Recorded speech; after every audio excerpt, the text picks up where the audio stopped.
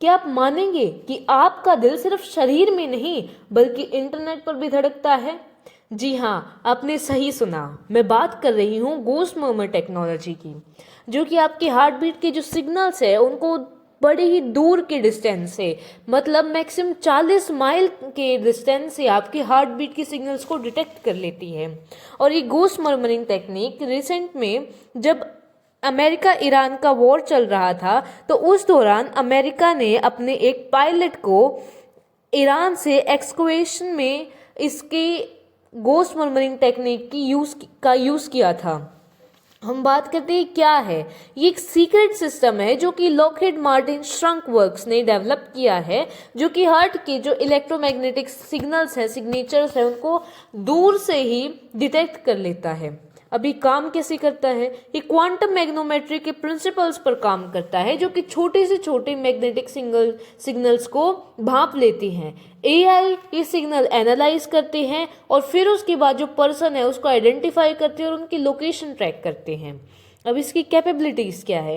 ये 40 miles away, मतलब 40 मील दूर तक ये हार्ट बीट के सिग्नल्स को डिटेक्ट कर सकता है। इंडिविजुअल की हार्ट बीट को आइडेंटिफाई कर सकता है। ठीक है, मतलब कोई व्यक्ति है तो उसकी हार्ट बीट को डिटेक्ट करके पहचान लेगा कि कौन व्यक्ति है वो। ठीक है, ऑब्स्टेकल्स में भी काम करता है कि अगर वहाँ पर डर्बिस हो, वहाँ पर मेटल्स हो, या फिर वहाँ पर मतलब कोई बीच में अड़चन हो, उसके बाद भी लिमिटेशंस क्या है कि ये अफेक्ट होता है इंटरफ्रेंसेस से। डिस्टेंस के साथ एक्यूरेसी ड्रॉप हो जाती है और इसको चलाने के लिए बहुत ज़्यादा पावर चाहिए और कॉस्ट भी बहुत महंगा आता है ये।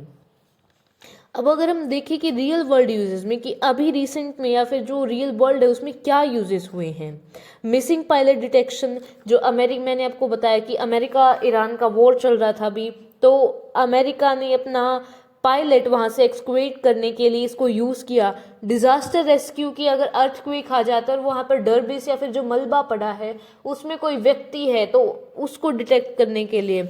मिलिट्री ऑपरेशंस में, सिक्योरिटी एंड इंटेलिजेंस में, रिमोट हेल्थ मॉनिटरिंग में। अब इसकी रिस्क क्या है? इसमें प्राइवेसी इन्वेड होती है, अनऑथराइज्ड ट्रैकिंग होती है, सर्विलेंस का मिसयूज भी हो सकता है और एथिकल कंसर्न्स भी हैं।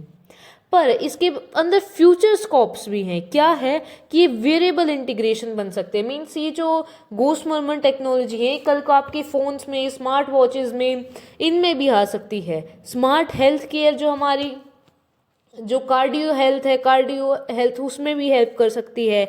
ऑटोमेटेड इमरजेंसी रिस्पॉन्सेज में भी कर सकती है और ग्लोबल सिक्योरिटी नेटवर्क को भी आगे बढ़ा सकती है। और अगर हम शॉर्ट में देखें तो ये हार्ट सिग्नल को डिटेक्ट करती है, फिर उसके बाद क्वांटम सेंसर्स में जाते हैं, फिर वहाँ से एआई एनालिसिस होता है, फिर आइडेंटिटी और लोकेशन पता चलती है उस इंडिविजुअल की, और फिर उसके बाद रेस्क्यू या फिर ट्रैकिंग होती है।